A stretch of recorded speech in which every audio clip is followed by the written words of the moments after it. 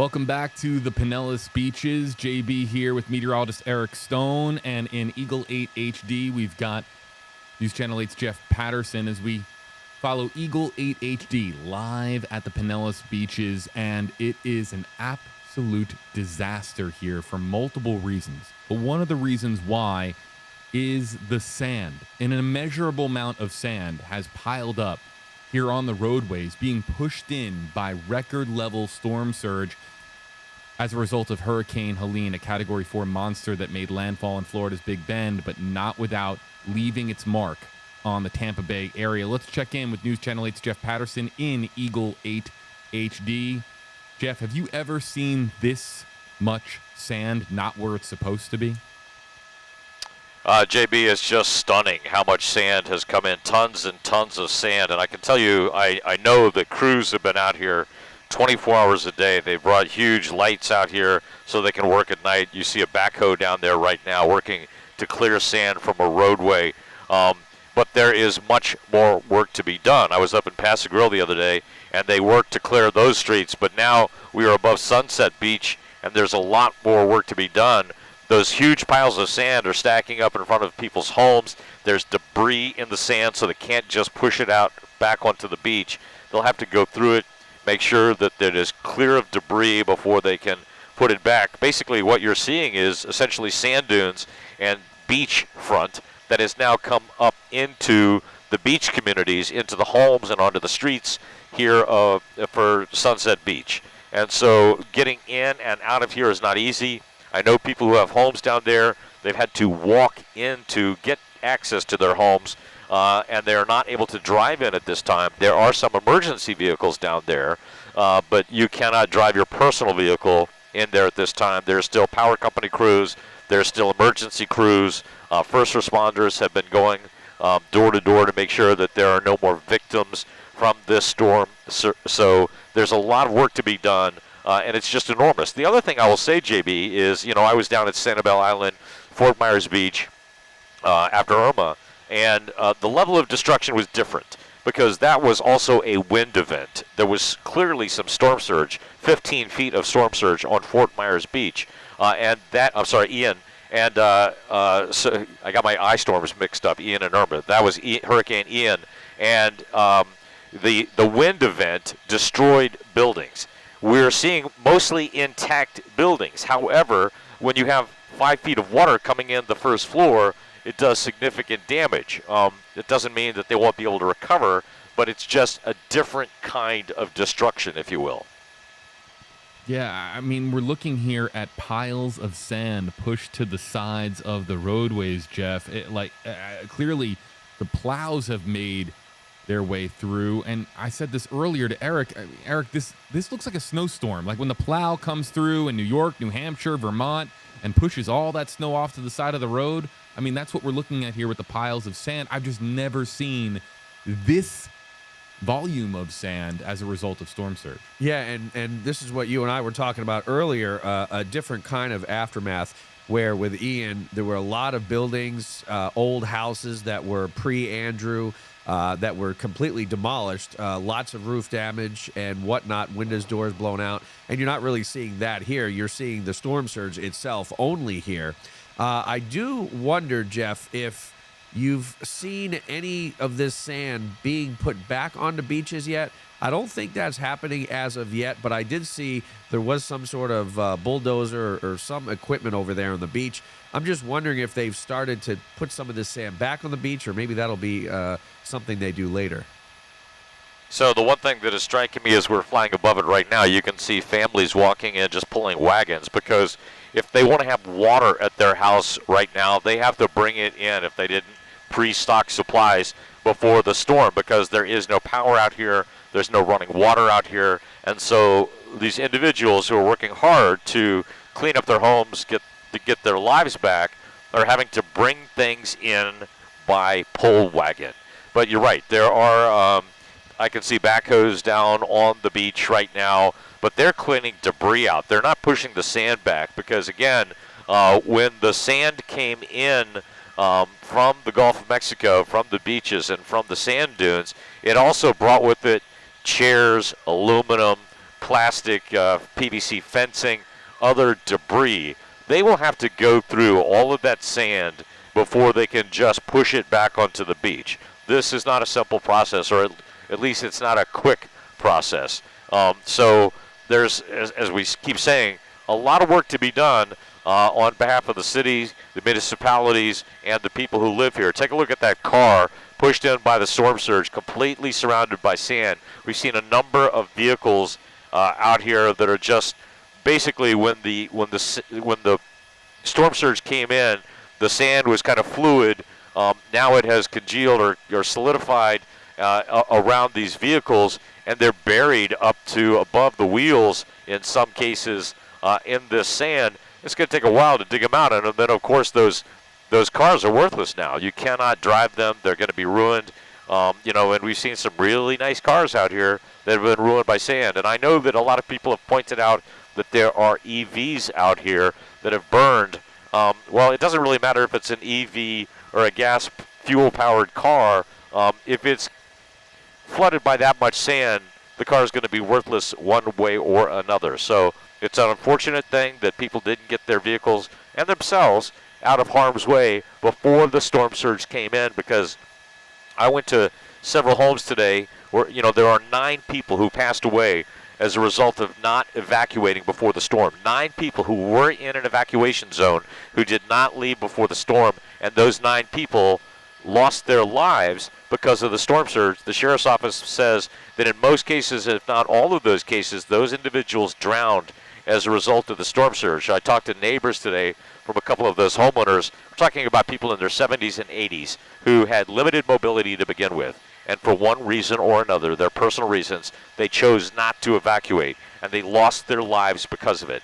Now, unfortunately, the neighbors, in one case I talked to a neighbor, and the son of the woman who was in a home called and begged for help and said, "Can you help my mother? She can't get out." And at that time, there was a 5-foot wave coming down the street.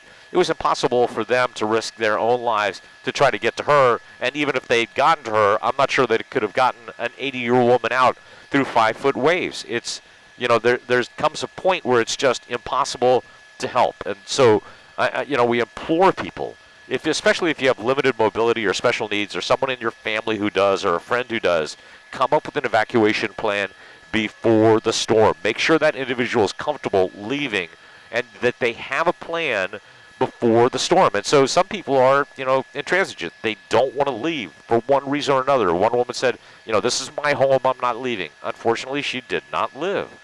So we have to get over that. We have to know that these things are very powerful. And sometimes I talked to one homeowner, and take a look at that down there. That's a Volkswagen thing, and a just nice car behind it that are just buried in sand now. But people become fixated on, "I'm not going to leave. I've left for storms before and nothing happened." And it's and I'm sad to say it is the cry wolf syndrome. Hey, there's a wolf, there's a wolf, there's a wolf, and nothing happens. Well, this is the time it happened. And so we have to take these storms seriously. This storm, and I know you guys have talked about this storm was 100 miles offshore. And so it was not a wind event as much for us. There was some pretty hefty wind here. But it wasn't a wind event. It was a storm surge event. And it was after the eye wall passed north of us that huge wave of water came inbound. The other thing that strikes me as we're flying above this, as we're looking out into the Gulf of Mexico, is the turbidity of the water. You can see the silt in the water. You can see the color change of the water because of all of the inflow that has come, or the outflow that has come, from the inlets here, from the intracoastal waterway out into the Gulf of Mexico, pushing silt and other, debris out into the water, and it looks like a mess out here. So it's going to be a while before things are back to normal on the Pinellas County beaches. Yeah, you know what a lot of people don't think about, and even in Fort Myers Beach, Jeff, I was telling JB earlier, a couple of months ago, someone stepped on a nail or something really sharp in the water, and that was from Ian. That was still there almost 2 years later, and unfortunately now that's going to be a risk for a long time to come. Also, in regards to the cars, a lot of people say, well, the cars got sand up to the tires. Are you sure you're not going to be able to drive it? Well, the water, if the sand is that high, the water was way higher than that. Once water gets in the car, it's pretty much it. So if you see sand buried up to your tires, that means the water level was much higher than that. So the other thing that we know that is happening now, that has happened not just along the Pinellas County beaches, but in Tampa and other communities, is once the water comes into your home, there's certainly a fire hazard danger once power is recharged or energized in your neighborhood. So once the power is turned back on, if there's been salt water in your home, salt water is an excellent conductor of electricity, and once it gets into the power outlets and things like that, it can arc. Then it creates a fire. Then even if your home has survived the storm, it will not survive the fire. So again, if you have a home that has water inside, I sincerely hope you get a licensed, bonded electrician to come into your home to check it out before you flip that switch back on. You can certainly turn off your power, the main power switch at your breaker box. Make sure that you turn it off before you have until you get your home checked out, so that you don't have a fire that hits you with the 1-2 punch. You lose your home after the storm because of a fire, because of that problem. So there's a lot of issues that people are facing. I know it can be overwhelming in many cases for people, but these are just things that we have to have in mind. And even if it's not your home, if you have a friend that's impacted, you may want to share that information with them so that they don't have a problem after this. Jeff, here's a spot that we had shown earlier, maybe perhaps not directly on the Gulf Coast, but some of the rows more inland, some of the rows of homes more inland seeing significant damage. Here we're looking at a couple of docks that have been just obliterated by Helene and by that record storm surge. Jeff, I'm not sure if you've done stories on it in recent months or years, but a controversial subject that has come up. I know it's controversial for folks by the beaches, because I know some folks by the beaches, is beach nourishment and the idea of replenishing the beaches. It's a controversial topic always, because one, it's okay, where do you nourish? How much money should you spend on nourishment? Is that the best use of those tax dollars when it only affects so many people? Who should pay for it? Beach nourishment has been controversial for many, many years. The correlation between beach nourishment and the impacts that we're seeing here with all of these piles of sand that we're seeing, do you think that that's going to be a storyline that emerges in the weeks and months ahead? Absolutely, and let me kind of lay out the case for you as to what has happened, because maybe not everybody is familiar with this. So the Army Corps of Engineers has drawn, forgive the pun, the Army Corps of Engineers has drawn a line in the sand, and that is they need 100% of the people in a beach community to sign a beach access to say that if you're going to have sand renourished behind your home, that you allow some public access behind your home. There are a lot of beach property owners who are claiming their property line goes all the way out to the mean high tide line. In other words, they believe in order for you to be able to walk behind their home, that you should be in the wet sand. In other words, in the water or just where the water is lapping up. They don't want you on the dry sand behind their home. So the courts in some cases have ruled that the traditional use is people are able to walk on the dry sand. It's still being contested in the courts and will no doubt be contested in the courts for a long time. But the Army Corps has said we're not going to re-nourish beaches unless that public access is granted, because we are utilizing federal tax dollars in order to do that. Now, some local governments have stepped up and said we're not going to do that. We're going to pay for the beach re-nourishment on our own. But you're talking about millions and millions of dollars. So that this storyline is going to be with us for a long time. So what a lot of people will no doubt have found is that because the beaches were not renourished, there was less of a barrier between their homes and the Gulf of Mexico when Helene went by. So in the coming days, or a week or so from now, I am going to get with the U.S. Geological Survey, who keeps a close eye on where the beach line is, and they will be able to show us where that impact line has been because they study it.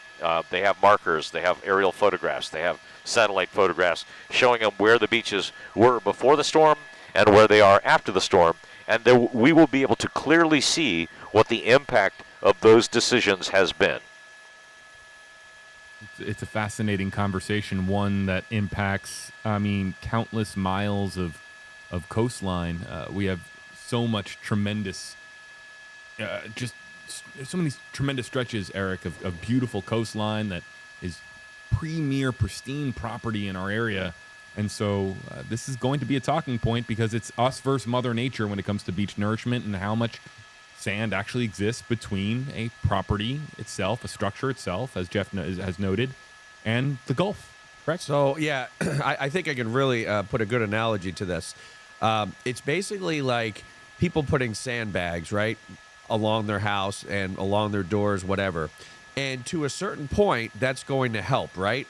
But once the water gets too high, then it's not going to help. So these beach renourishment projects, if the storm surge is maybe a foot higher than it typically would be without, maybe it would save some of that property. But once it gets high enough that it breaches that and it goes over that, not only is the water coming in, but that excess sand is coming in too.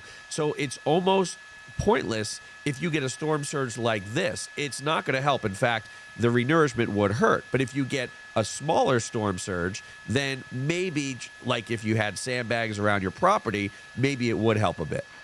It's a dangerous game to play with Mother Nature, no doubt, one that could have immeasurable consequences. Jeff in Eagle 8 HD, Jeff Patterson.